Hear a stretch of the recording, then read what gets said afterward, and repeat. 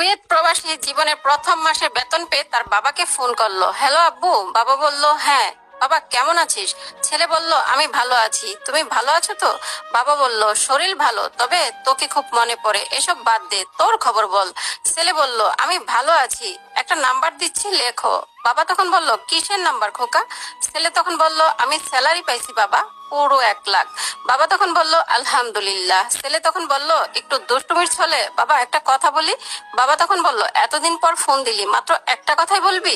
ছেলে তখন বলল বাবা তুমিই তো বলেছিলে পিতৃ ঋণ কোনোদিনও শোধ হয় না। তুমি 26 বছরে আমার পিছনে যত টাকা খরচ করেছো তুমি কি জানো আমি আগামী 5 বছরে সে টাকা শোধ করে দিতে পারবো? আমার এখানে 1 টাকা, তোমার এখানে 360 টাকা বাবা। বাবা তখন বলল একটু মুচকি হেসে একটা গল্প শুনবি? ছেলেটা নিচু স্বরে বলল বলো বাবা, শুনবো। বাবা তখন বলতে শুরু করলো তোর বয়স যখন 4 তখন আমার বেতন মাত্র 3000 টাকা। আমি আমার সাধ্যের মতো সবকিছু চেষ্টা করেছি তোর মাকে সুখী করতে। তোকে যেবার স্কুলে ভর্তি করেছি সেবারই প্রথম আমরা আমাদের ম্যারেজ ডেটা পালন করিনি। সে বছর আমি তোর মাকে কিছুই দিতে পারিনি। তুই যখন কলেজে উঠলি তখন আমাদের অবস্থান মোটামুটি ভালো, কিন্তু কষ্ট হয়েছিল যখন আমার ট্রান্সফার নারায়ণগঞ্জে হয়। রোজ রোজ উত্তরা থেকে নারায়ণগঞ্জ বাসে করে পায়ে হেঁটে ঘামে বেজে খুব ক্লান্তি লাগছিল। একদিন শোরুম থেকে একটা বাইক দেখছিলাম, সে রাতে স্বপ্ন দেখেছিলাম আমি বাইকে চড়ে অফিসে যাচ্ছি। কিন্তু কয়েকদিন তুই বায়না করলি উত্তরা থেকে বনানী ভার্সিটি করতে তোর কষ্ট হয়, তোর কষ্টে আমার কষ্ট হয় বাবা।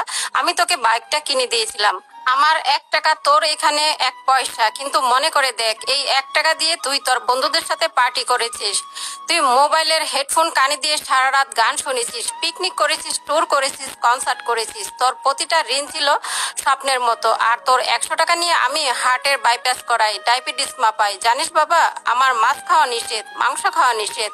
কি করে এত টাকা খরচ করি বল?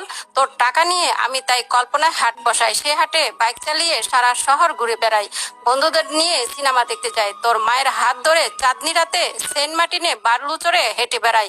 ছেলে তখন বলে উঠলো বাবা চুপ করো প্লিজ, আমি তোমার কাছে চলে আসবো, টাকা না তোমায় ভালোবাসা তোমায় ফিরিয়ে দিব। বাবা তখন একটু হেসে বলল বোকা ছেলে, বাবাদের ভালোবাসা কখনো ফিরিয়ে দেওয়া যায় না। ছোট্ট শিশুর মনমন্ত্র পৌঁছে যায় আর বুড়োদের ঘরেও ঢোকা যায় না। তোকে একটা প্রশ্ন করি বাবা, ধর তুই আমি আর তোর খোকা এক নৌকায় বসে আছি, হঠাৎ নৌকাটা ডুবতে শুরু করলো, যে কোনো একজনকে বাঁচাতে পারবি তুই, কাকে বাঁচাবি তুই? ছেলেটা হাজার চেষ্টা করেও এক চুল ঠোঁট নাড়াতে পারছে না। বাবা তখন বলল উত্তর দিতে হবে না, ছেলেরা বাবা হয় কিন্তু বাবা কখনো ছেলে হতে পারে না। পৃথিবীতে সবচেয়ে ভারী জিনিস কি জানিস?